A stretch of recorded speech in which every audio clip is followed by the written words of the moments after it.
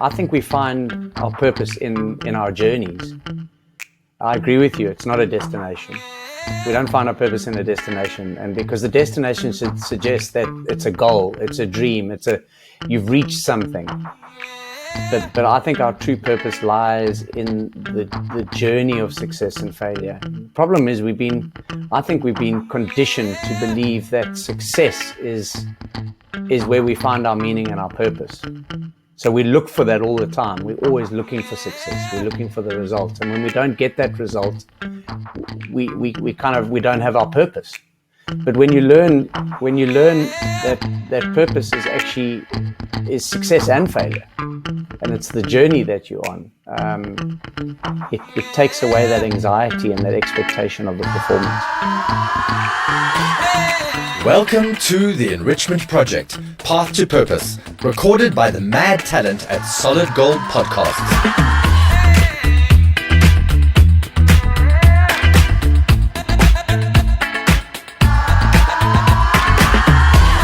It is a series of unfiltered and insightful conversations with some of the most remarkable purpose-driven human beings who have all achieved, created, inspired, triumphed, or challenged, and we have a great deal to learn from them. It is a quest to uncover and articulate the steps along the way to help you on your own journey of purpose. I am your host, Richard Wright, and I am delighted to have you with me. Thank you for the gift of your time. Let's dive straight in.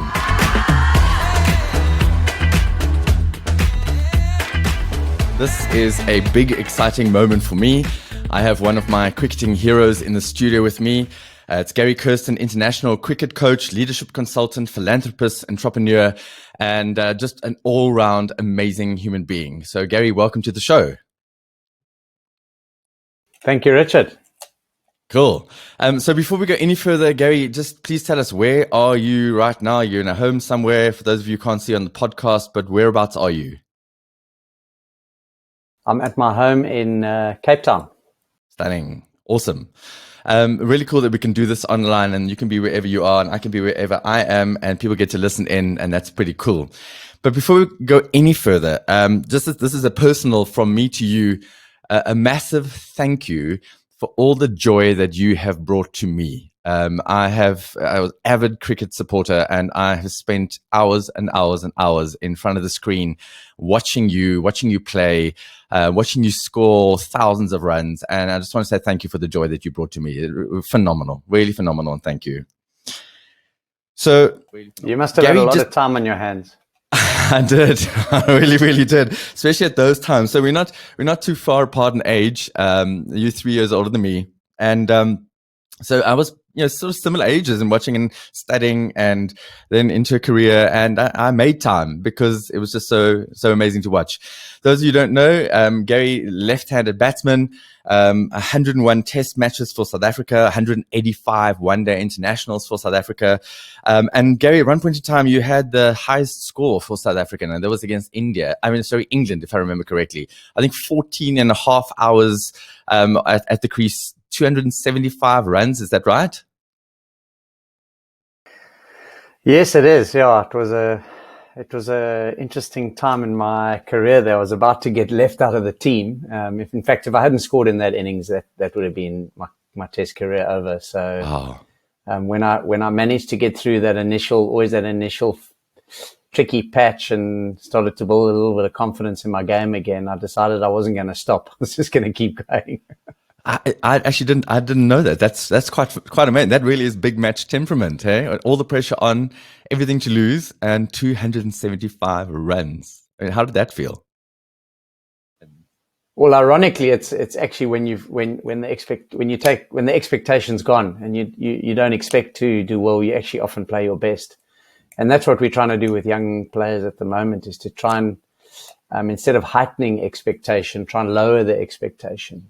And that's generally where where I think players are allowed to express themselves, that, making a mistake and accepting failure, that you can learn from failure, so that it's all right. And so almost counterintuitive anyway. Everyone, you perceive to be able to handle pressure, and the best are kind of embrace it, and I want to be the top performer in the most pressurized moments. But actually, when we're at our best is when we're in flow and we're not thinking, and we don't think ahead of the result. Yeah, we just absolutely in the moment. And I think I wish I'd got it more in my career. I didn't get it enough. I was always thinking about what I looked like and whether I was going to be good enough and everything. So I was always fighting my demons in a match. Yeah. But it's a beautiful place to be when you're just in that moment and you don't even think about what's happening the next ball. You're just waiting for that ball and you're living in the moment. Yeah. There can be no greater way to live than in the moment. Wow. I definitely didn't expect to start this chat with that sort of power. And that is, it's such a valid thing from a purpose point of view. And it's exactly the same. I think so many people battle to get to this place where they live a life of purpose and meaning because their expectations of what it should be, stop them from getting there. We've got this idea, it's got to be big. It's got to be a 275 runs against England, playing for South Africa. That's purpose, but that's not where it starts. And the purpose, as you say, is in the moment. It's saying my purpose is to be in the moment and to respond to whatever ball comes at me, and play the shot. And that really is purpose. And it's not something that has to be in the future. It's a feeling, now. So in terms of the 6 steps that I've identified in this path to purpose, the first one is all about what makes you feel happy, what gives you joy, what makes you feel like you have meaning. And that is always about the moment, where happiness isn't a destination. It's how we feel right now. So what a powerful place to start this chat. Thank you. Sure. Yeah, and I mean, I agree with that. That for me, I think we find our purpose in our journeys. I agree with you. It's not a destination. Yeah. We don't find our purpose in a destination, and because the destination should suggest that it's a goal, it's a dream, you've reached something. Sure. But I think our true purpose lies in the journey of success and failure. The problem is I think we've been conditioned to believe that success is where we find our meaning and our purpose. Correct. So we look for that all the time. We're always looking for success. We're looking for the result. And when we don't get that result, we don't have our purpose. Yes. But when you learn that purpose is success and failure, and it's the journey that you're on, it takes away that anxiety and that expectation of the performance. Sure. Really powerful words, those. And so true. So, Gary, can we go? Easier said than done, though. Easier said than done. But that's it. That's it. And that's why you're here. And that's why I'm so excited, because, you've got a wealth of experience of being at the sharp end of cricket South Africa playing. And then this wealth of experience of trying to help other people to get there. So you've been able to help other people along their own journey of purpose. So, that's a very wise and admirable place to be. And so, that's why you're here. And that's why I was so happy when you agreed to come and chat to me. But Gary, let's just start at the beginning for a second. Your cricket journey, how did that come about? And at what point did it feel like this was your purpose back then? Never really. I was, I didn't think I was good enough, to play the game at the highest level. And, I was just bumbling along, just getting through school, and I got a sports scholarship to go to UCT, and I messed around academically, didn't qualify then, managed to qualify much later, but not then. And I was just messing around, living the high life and just drifting. I think that's a good word. I was drifting, and actually not doing overly well at my cricket either. And I think we all have moments in our lives where there's a wake-up call, and I think that wake-up call for me came from probably my most significant cricket mentor that I've ever had, a guy by the name of Duncan Fletcher, who ended up going to coach England for many years, but he was actually my university coach. Okay. And he stopped me after I just got 100 in a club game. And he kind of stopped me and he said, I've just watched you bat in this game. And I want to know where you're going with your cricket. What are you seeing? And I just said to him, I'm seeing nothing. I'm just having a jaw playing club cricket, Sure. And he said, well, I just want to let you know that I think you can go all the way.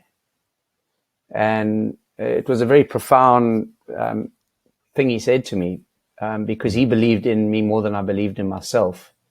And then he said, if you want to make the call that you want to go all the way, come on Monday back to training, and we'll start the journey together. So I did. I said, listen, I want to try and give cricket a go professionally. And he said, okay, well, your behaviors need to change. He said 2 practices a week and spending more time in the pub. Not going to get you there. UCT than, yeah, I was not going to get you there. So I said, well, what do I need to do? So he says, well, from today, you're going to start hitting 1,000 balls a week. And you're going to start putting a lot more effort into your game. So that was a significant moment for me in that initial part of my career, yeah. You've made it this far, probably because the topic resonated with you. If you're wondering what the show is all about, listen to the trailer at the start of the season and find out how this show is going to help you along your own path to purpose. You've stumbled on a project that is all about purpose. Find out why the guests are all so vastly different, but yet all have so much in common. Hop on board this journey with me, follow the Enrichment Project so that you don't miss out on a single episode, and share it with, well, everyone. We are all looking for more meaning in our lives. If the show speaks to your identity or the identity of your brand, consider sponsoring a season. Let's make the circle bigger. Back to the episode, and thanks for listening. It's interesting that so many of us wait for that time when somebody else believes in me, then I can deserve to believe in myself. And as a speaker, that's also been hard. It's for me is you stand in front of an audience, but and you only get booked if people believe that you are worth something. But how do you show them that you're worth something because you're not getting booked? So it's you have to take that step of self-belief that says I'm just going to put myself out there, and when their eyes light up at that point, then maybe I can believe in myself. But that's too late. You got to and that it's been a struggle for me my whole life. Is I put a book out there this year called The Power of Purpose, and a lot of that is about my journey of unbecoming and having to, this very insecure person, the conditioning exactly as you said earlier about who we have to become, and to be liked or to fit in or to get that job or to find that life partner. And then when you realize that you don't have to do that anymore, and for me that was a 6-month cancer prognosis, you can become the most authentic version of yourself. But at that point in time, the crisis is, but who am I? I've spent so much time trying to be everything. And how do I find that confidence in myself? Which is very interesting. It's a scary place to be, but a empowering place to be. And when did you find the answer? I'll let you know, Gary. So what I've done, right, is it's tattooed on my arm here that I am. So after I went to intermission the first time, it was like, okay, we need to really explore this identity. So I am, 2 most powerful words. Whatever follows determines who you are, right? And the first 3 words were easy. I'm strong. I'm authentic. I'm love, because it was all about my girls. And part of my journey of purpose is surviving brain cancer, beating brain cancer, so that my 2 little girls don't live without a dad. And I know you get that with your 3. And so the first 3 were great, and then it starts to get hard. It's like, what would you write? So this is something I explore with people, and in terms of life coaching and business coaching. And this is one of the questions I want to ask you later, where you start with coaching, is I start with the identity. I want to know who you are. I want to know why. Who's this stuff, the secret sauce that is you? What is that? Because then I can work with the rest. But until we get to the bottom of that, and very often it's the hardest part, and people that they instinctively tell you what they are. They say, no, I'm Gary. I am a cricket coach. I am a father. I am a husband. I am a brother. I'm all these things. And so here's something interesting. How long would it take for you to say, I am happy? It's not something. It's not something we think about, do we? But yet, that's really. You're not allowed to be happy. You're not allowed to be happy. No, you're not. No, you're not. Okay, so that was. You're not allowed to lose. You're not allowed to lose. No, that's definitely. You can't lose. Definitely, you're not allowed to lose. So I am a professional. I might not be a professional cricketer. So I was the captain of the second team at school, a sort of fringe first team. What school was that? Northcliffe High. So good old public school. I'm sorry for you, but I feel sorry for you. So I was a demon bowler. I was so quick. but with zero direction, Oh, were with you? zero control. So it was like it could go. We can work with speed. We'll get you accurate. We can work with speed. Thank you very much. Fabulous. I'm in. But what I was really good at in my cricket career was I was probably the best armchair coach and umpire that I think has ever lived. So, and I would call it. Yeah, typically. And it was like, I could tell you what you were doing wrong, Gary, and why you were losing and what the hell was wrong with you. And which sounds like the average South African cricket supporter, right?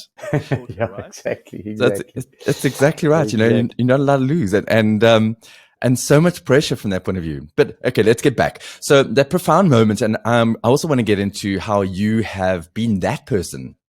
You've been a Fletcher to other people in their careers, because it really is that. Is that somebody believes in me. They think that I am better than I think I am.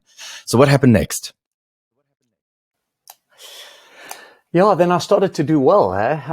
So I think what happened was from a career perspective, you know, just a bit more application.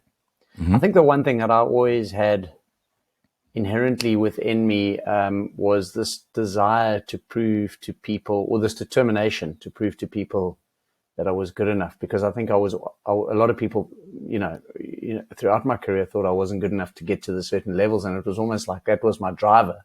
Sure. To always prove to people that I was good enough, you know. Yeah. So I actually quite enjoyed, when I reflect back, I quite enjoyed having the label of being the guy who wasn't that talented, but just kept, you know, the numbers kept the underdog, proving that he was. Yeah. I quite enjoyed that tag. In fact, I actually responded really well in that space, whereas I responded very poorly when people started to tell me how good I was, and you know, got in the media and say, "Oh, Kirsten's the main guy to get out," and opposition team. I hated that, because that was like I'm not that guy. Just let me play under the radar. Yeah. And I'll make the plays, and I'll do it with as much resilience and determination, but don't tell me that I'm better than anyone else, because I'm not. And, you know, like that wasn't the part I wanted to play. Yeah. And then that becomes some kind of self-fulfilling prophecy. It's the stories we tell ourselves become reality. Yeah, absolutely. Yeah, it becomes a reality. Absolutely. Yeah. So how do you undo that? I just, you know, it's difficult to undo it. And, I think I was able to undo it later on in my career when I had a greater understanding of performance, right, and a greater awareness around the value of failure, and I began to get a better perspective of that. So it made it easier for me to manage the result. The result is the most lethal word in life. The result.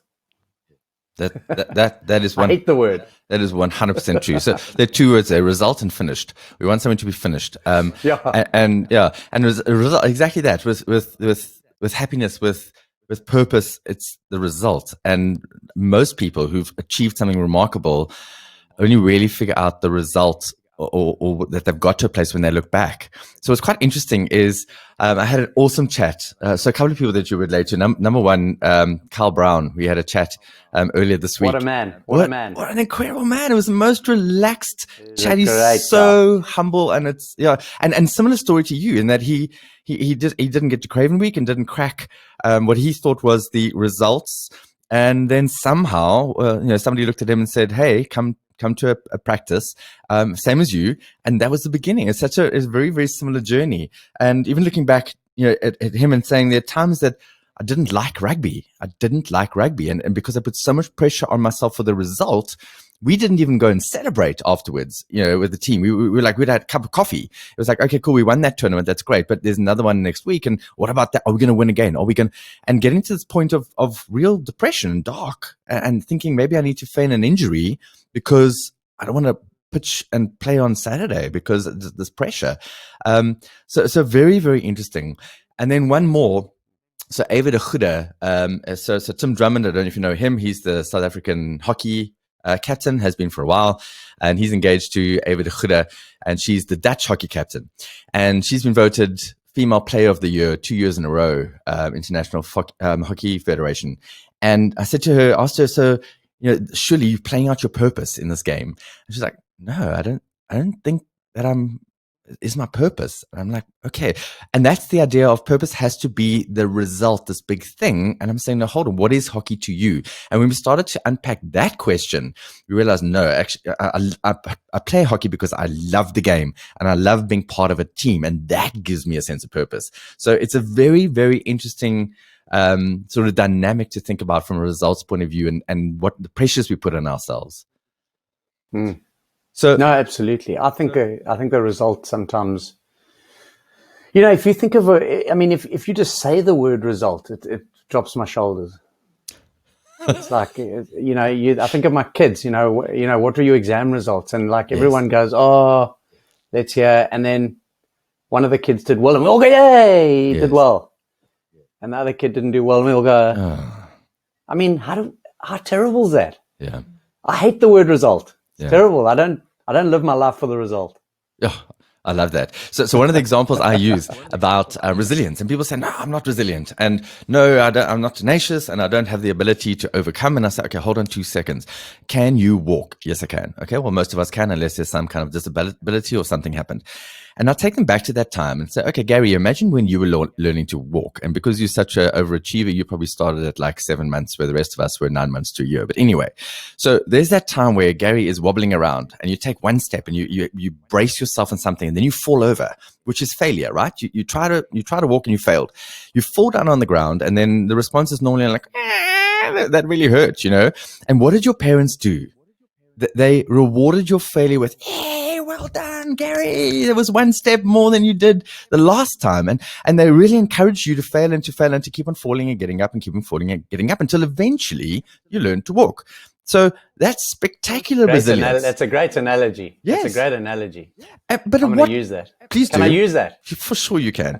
For sure, it's yours. And here's the question that's even more powerful. At what point in time did your parents stop rewarding and applauding your failures? When was that? And why? Because then we go to school and the school says A is A for A, okay? And F is F for failure, and that's bad. So there's some people that don't even like to use the word failure. No, it's learning. It's not failure. There's no such thing as failure. I call BS on that. It is failure. It's only failure if you fail to learn from it. But failure is good. Failure is important.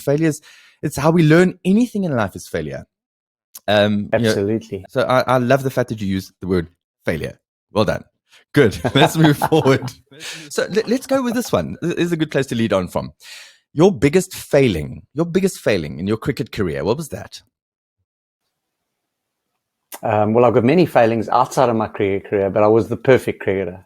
I was choked on water there. There's the armchair coach coming out. That's a good question. I had so many. I think for me was not being able to really play the game to my full expression of talent. I think that was my greatest failure. I played the game to make a performance. So I learned how to do that. And you made the comment earlier that Carl often didn't enjoy the game he was playing. Well, I went through many occasions where scoring runs was a sense of relief. So I lived my life through the results. So I felt good about myself when I scored runs, and I felt depressed when I didn't score runs. And I played the game. My biggest failure as a cricketer was I never explored my talent enough. I learned a way to perform, and I was driven by the performance. So my biggest failure is I never got better. I never improved because I just became streetwise in how to make a performance. And it was a horrible way to play cricket.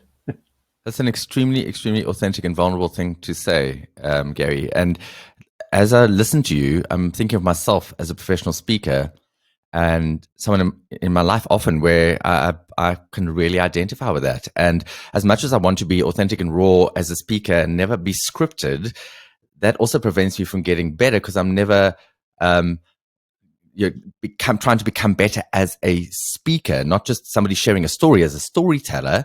And So I'm going to own that one, and thank you for making me think You about can have myself. it. Yeah, I'm owning that. But you know what the amazing thing about it is we're scared to fail because we're Yes. conditioned to not fail. So we're scared to fail. So, I mean, I see it with young kids. I see it with my kids as well. I can't stand that. Yeah. I can't stand that being scared to fail. And You know, it's that's the only way where we can grow. We can only grow through failure. So I wasn't allowed to. I mean, one of the first things that was said to me when I was a young player playing for South Africa, Gary, you know your role, okay? And I was very good at it. You know your role. If you get out trying to hit the ball over the top, we are going to lambaste you when you come off the change back to the change room because that's not your strength. Role. You can't do that. Yeah. So that just puts that's a horrible thing to say to. Yeah, it's a horrible thing to say to someone because I was never able to kind of explore a little bit more, take on a bit more risk, because you're always scared if you take the risk and you get out, and then you don't make 2 or 3 performances, they leave you out the team. You know. Yes. Rather than saying this kid's got talent, I'm going to let him explore, even if he makes some mistakes. I'm going to let him explore and make the mistakes. You know why? Because I back him down the line. I'll take the heat now if the team doesn't do well. Yeah. But down the line, I know that guy's going to be a champion. It's going to reward you. So I want him to make mistakes now. Yeah. So that he can be a champion later. You know? These are the coaches that we need in our lives, right? These are the people that we do. And so you know, our responsibility, Gary, is to learn from that and not be that person for our own kids and to teach them not to be like that for their kids, you know, and that's the best we really can do. So I also own that with mine. So I'm a sports mad person and somebody who's excelled at sport, and my kids didn't want to play sport in most primary school. It was exactly that. It was this fear of being shown up, this fear of not being good enough or failing, and that was hard for me. And I didn't want to push them either because I didn't want them to look back one day. Geez, Dad, you were one of those dads who lived your life through us, and you pushed us to do things we didn't want to do. But then I also didn't want them to grow up and say, Dad, but why didn't you encourage us? Why didn't you push us more? So I've always asked, you know, I'm going to try. I'm going to try and encourage as much as I can and build up the confidence. But at the end of the day, it's got to be your decision. It's a really tough space to be in as a parent. Without a doubt. And I mean, I go through that as well. I always believe that we can nudge. Yeah, we can always nudge. It's a good word. I always say to my kids, I don't care what happens on Saturday, but I do care what happens during the week. Right. You know, you like I'm going to nudge you to put in the effort. Yes. But whatever happens, if the effort's there, it's irrelevant what happens on the weekend, what happens on the Saturday, because that's life for me, and those are where the life lessons sit, and where your values come from. It comes from effort. So I stay away from reflecting on the weekends. I reflect during the week, during training. That's good. That's a good lesson. So Gary, just coming on from that values and life lessons, right? You have always been, and I started off this chat saying, one of my cricketing heroes, and you really, really are that person and remain that person. And throughout your career, the interviews afterwards, the how you've conducted yourself, the team player, I think one of the things I detest the most in people who are extremely talented and extremely good at what they do is when an attitude comes with that. And I've never seen you as that person. You've always been humble. I just hide it well, Richard. Well, that's where we're going with this. So what I want to know, right, is you said to me earlier that some failures off the field. Talk to me about some of those. What are those? Very, very selfish person as a professional. Very selfish. It was only when I became married that I realized how selfish I was, actually. Right. It was all about me. And, you know, I was conditioned, you know, one track mind. If you want to become the best in the world, everything else falls away. You put your blinkers on and you head in that direction. Is it right or wrong? I think there's a moment in time where that is okay. Yeah. I think there is a moment where that is okay, but it doesn't last for long because you need community, you know, you need people around you. Yeah. You need a support system. And you need to honor that community. So selfishness can't last. It's got no place. I think it's got a place for a moment in time, but it can't last. And I think I learned that, you know, as I went along. I'll give you an example. My wife said to me, we'd been married for I've been retired now. I've been married for 21 years. I've been retired for 16 years. Right. Okay. And she told me we'd been married for about 3 years. And she made a comment to me while I was still playing. And she said, you've actually become a horrible person just before games. Just before games. As long as it's just before games. Yeah. Yeah. And why? Because I didn't want to talk to anyone. I just wanted to focus on what I needed to do. I was nervous. I was anxious. So for that period of time, it was about me. Yeah. And then when you realize when you have other people in your life, it's not just about you, So she used to say to me, we'd finish a test match day, and I'd fielded the whole day, and she had flown across the world to be with me. Yeah. And I get back to the hotel room, and she said, "What do you want to do?" And I said, "Well, to be honest, I just want to lie in my bed and go to sleep." And she said, "No, you're not lying in your bed. We're going out." Yeah. So you make me have a shower and you get up and we're going out, because I've been traveling across the world to be with you. Yeah. Yeah, exactly. You better show up for me. Yeah. So you slapping me around silly here because my own Deborah. So your wife's name is Deborah. I've also got a Deborah, and I get like that. Nowhere near the same. It's not a world stage, packed stadium. But speaking gig, getting before that, I get stressed. I really do. Even this morning. So she closed my laptop, and I had a couple of pages open on Google because I just wanted in terms of where I want to go today with this. And we got to the studio, and she had packed it away and closed it all. And my first response was, "But what did you do with that stuff? The page is open." I get stressed. It's really not cool. It really isn't. So those are important lessons, and it's hard because we're so focused on our purpose. We're so focused on what we wanted to get out of this thing, and this is our living. It's how we earn an income, and we've got an idea of what we want to get out of this, and to make space for other people who are important in our lives is equally as important. And again, through the cancer, you learn that. And in fact, my tribe got smaller throughout the cancer. It was why are these people in my life? Why am I friends with these people? Am I friends with them because we went to school together? Am I friends because we played in the same team together? Are they friends because of what I'm hoping I can get from them at some stage? Facebook tells us we're friends. Why am I friends with these people? And the most authentic version is, if I've got 6 months to live, I'm going to spend the time with people who are my tribe, people I really want to spend time with. And why is that? And how do I show up?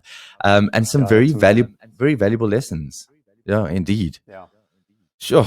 I'm going to have to play this chat game to myself like over and over and over again, Gary. Right. So tell me about Deborah and touring with you. I mean, what was that like? It can't be all glamorous, surely. No, it's not all glamorous, but she's my rock. Without her, I've got nothing. I mean, I think she's my moral compass. I think as a professional sportsman, the one trapping is, well, there are many trappings, but the one trapping is you get swept up in the hype of being a professional sportsman and all the trappings that come around it. And I was not immune to that, but I think after Debs and I got together, I was 28 at the time, she was 22, I think, and we got together, and I think she has a strong value system, came from a Christian home and a strong, really, really strong values. A father who literally challenged the status quo, right? Yeah, exactly. And I think it just gave me a moral compass. So having her in my corner was massive for me. But the one strength that she's got is she calls it as she sees it. She's not just a submissive, I'll get on the road with you and just be happy to be here kind of thing. Yeah.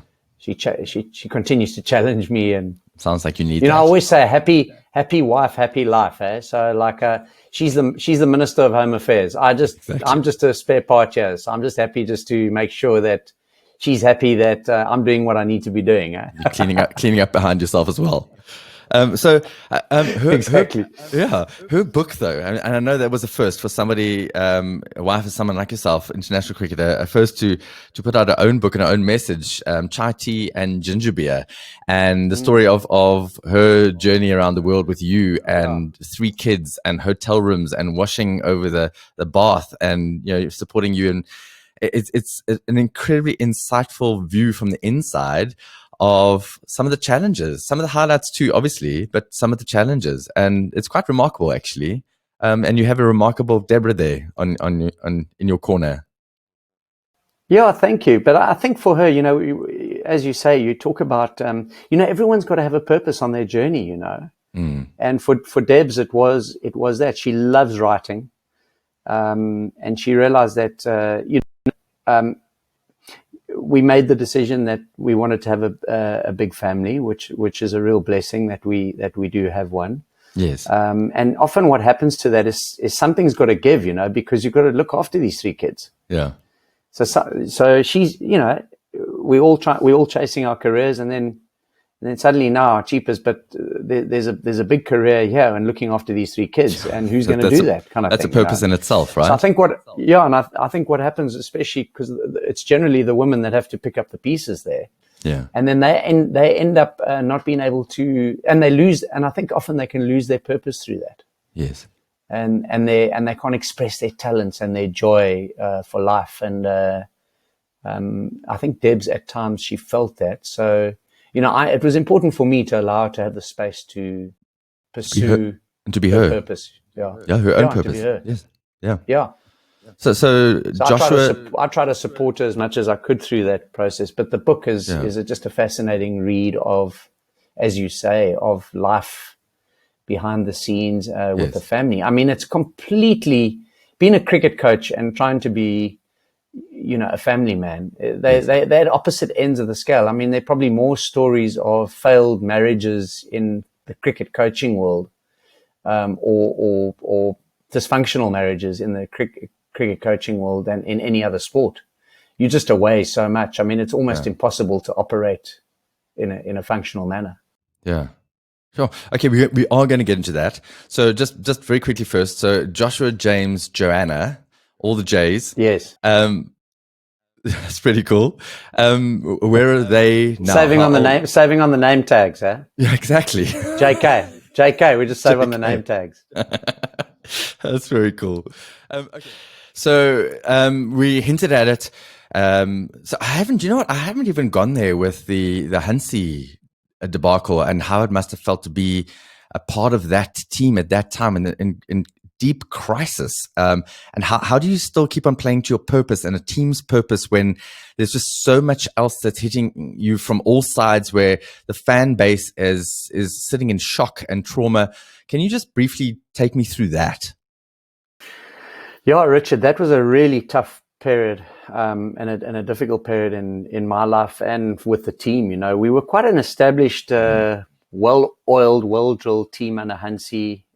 Here was our commander-in-chief, who was the most respected guy around, and he was a larger-than-life personality, great performer on the field, led the team really well. I've got a lot to thank him for my career, because he kept picking me and kept believing in me. So it was a hard thing to swallow when this broke out. I think we all, when I say all, I mean, I certainly had inklings that there was stuff going down that was not kosher. But we kind of chose to not engage it too much. We chose to be naive around it. You got to go back to the mid or late 90s when there was talk of match fixing. It was so new and archaic in cricket. It was almost like it was glossed over. There was no education around it. There was no checks and balances around it. So you kind of just got it. If someone got away with it, so what? No one really understood it. We never engaged it enough. But it kind of it started to heat up a little bit, and we started to understand it a bit more.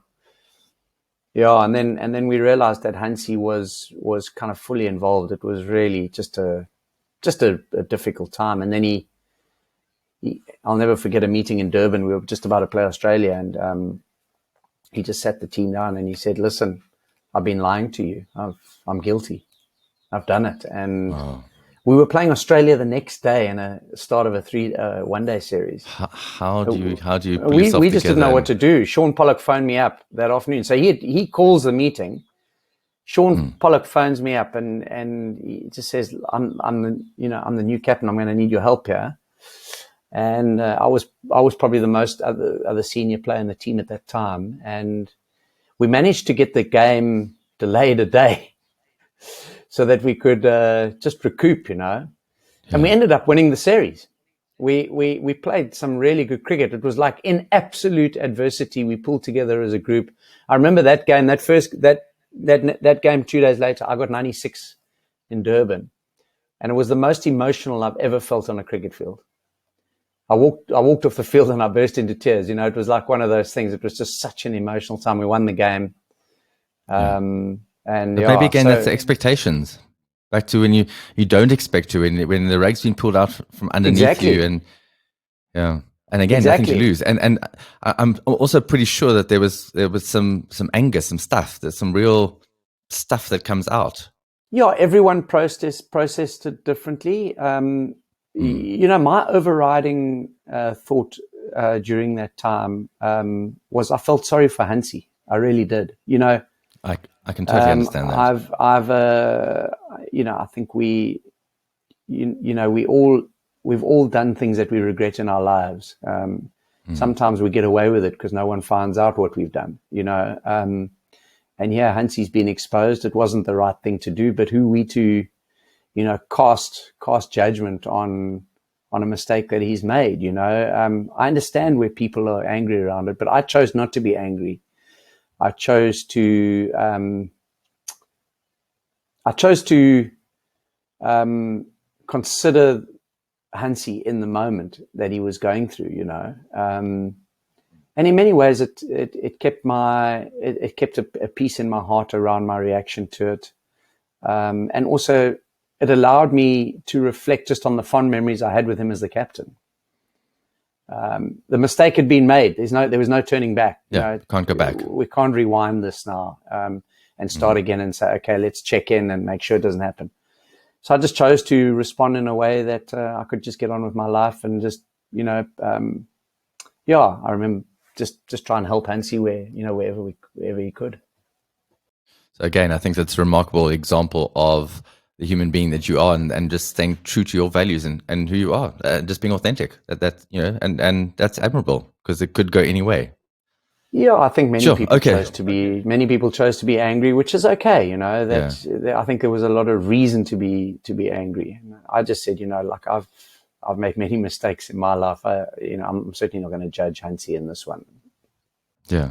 So I get that from my own angle too, and so I was one of those people who always judged infidelity and judged people who had affairs and marriages that fell apart until that became me. And then from that minute on, I realized a very important lesson that how dare I judge anybody in any instance, because nobody gets up one day and says, hey, I think it's a great day to have an affair, right? Nobody gets up one day and says, this is a great day to get involved in match fixing. It's not how it happens.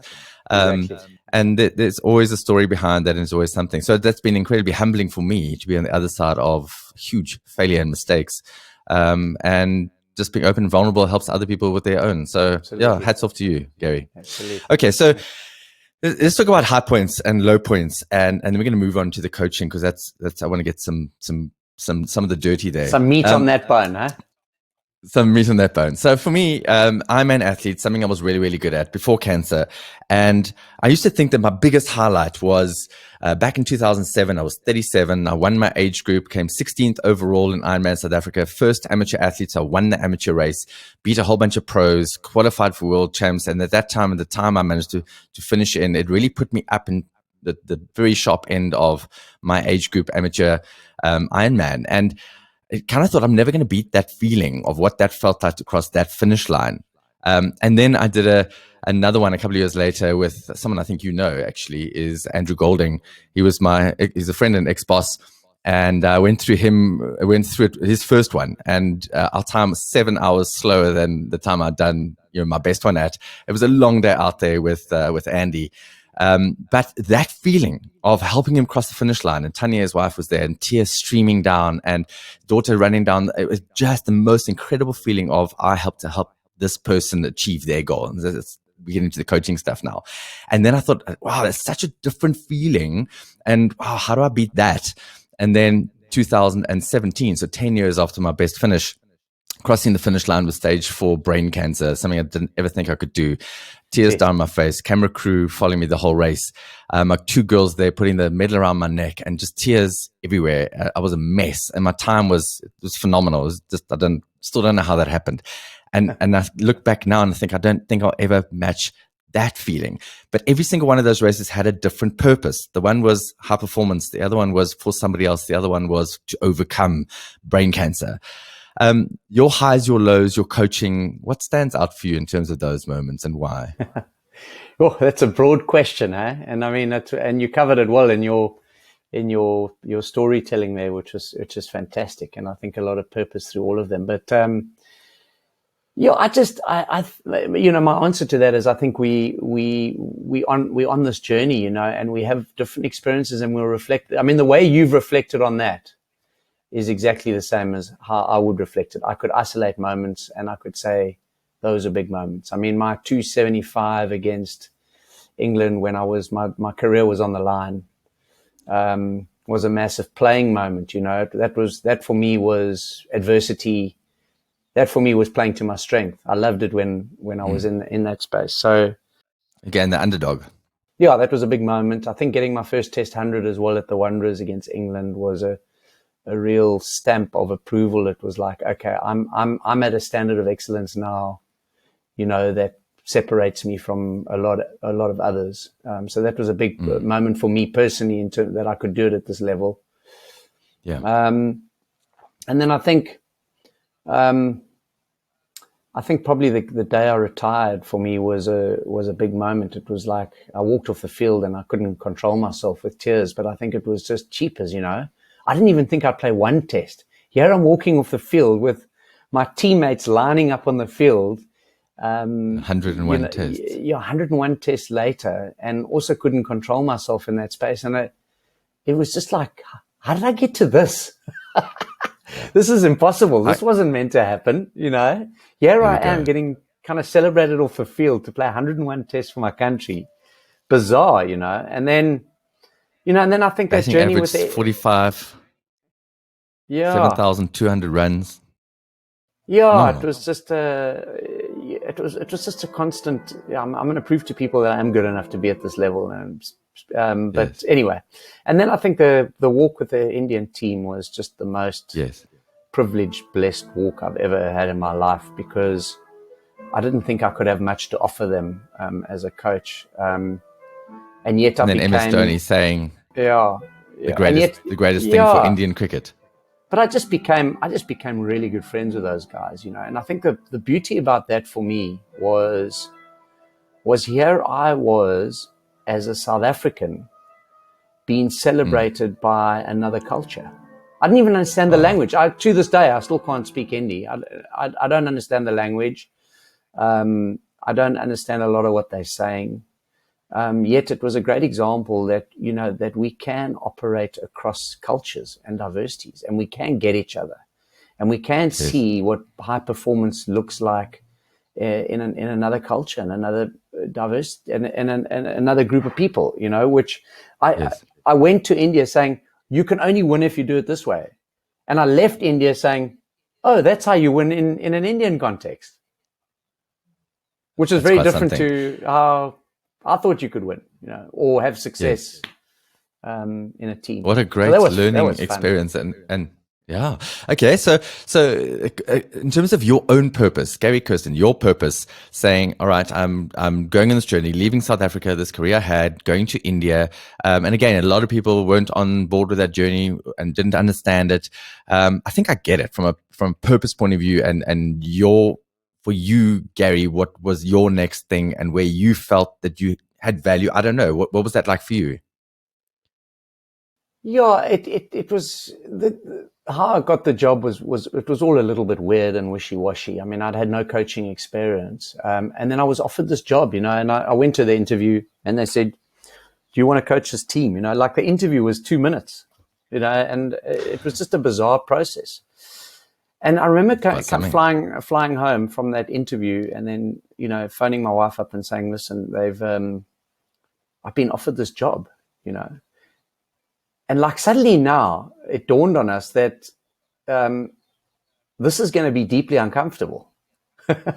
And it kind of was in that space that it made us realize, well, that's why we've got to do it. It's Remarkable. A bizarre thing, isn't it? It is almost like for us, we find our purpose through the deep discomfort. We find our purpose through the pain. We find our purpose through through what doesn't feel right, what's not comfortable.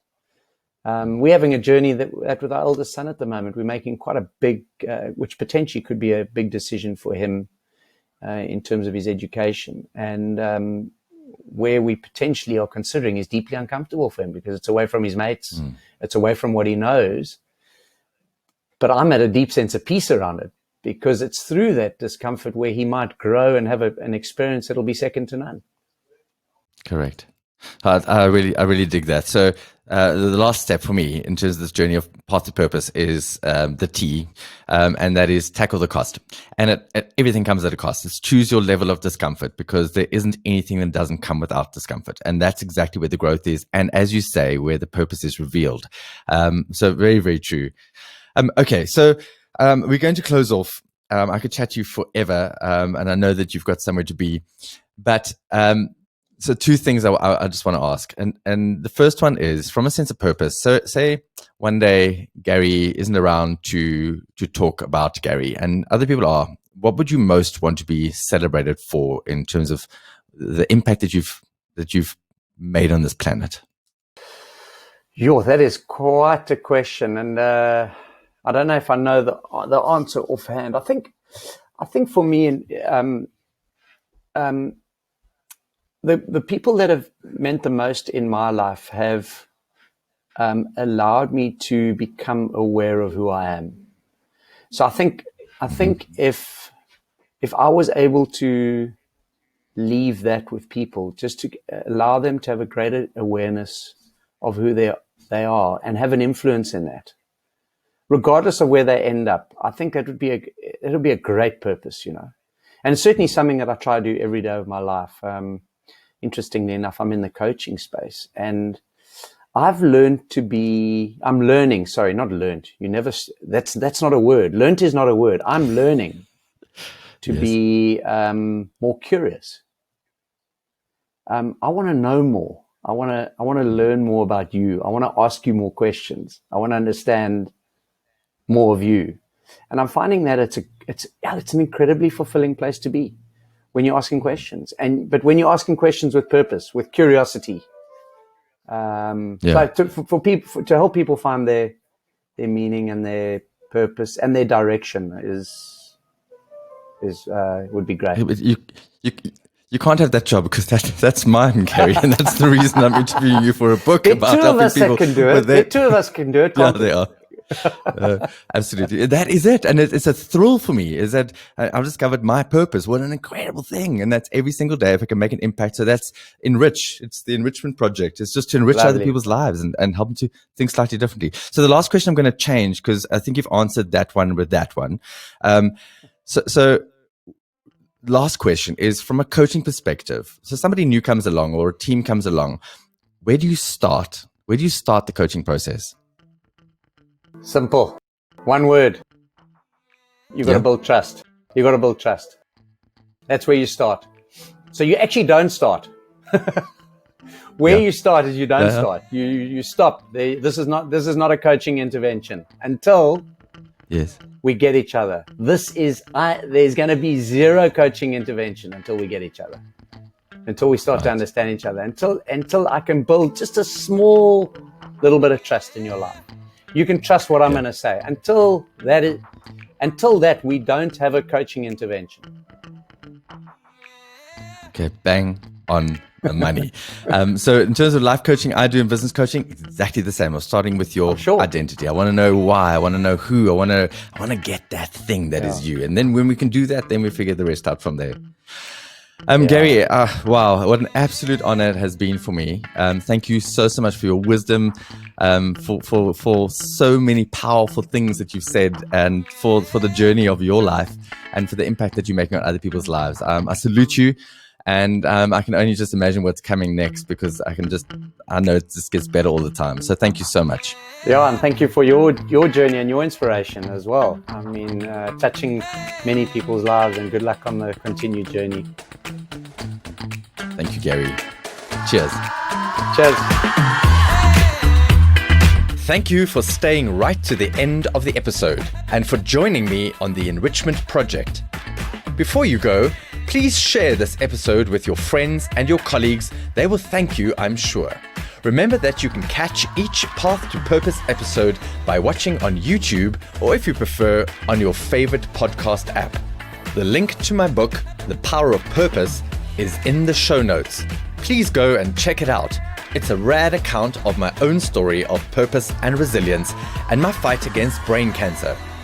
I finished 6 full Ironman events, a number of multi-stage mountain bike races, 9 Ironman 70.3 races, including the Ironman World Championships, and a bunch of other endurance events, all with stage 4 brain cancer, because I wanted it that badly, and getting to the finish line meant that much to me.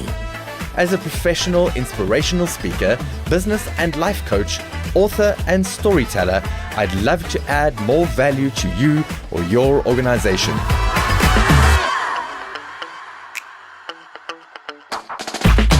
Please find more details on my website, iamrichardwright.com, and book me today for a live or virtual keynote, a masterclass, workshop, or coaching session, or please follow my journey on Facebook, I Am Richard Wright, Twitter, The Wright Rich, Instagram, I Am Richard Wright, or on LinkedIn.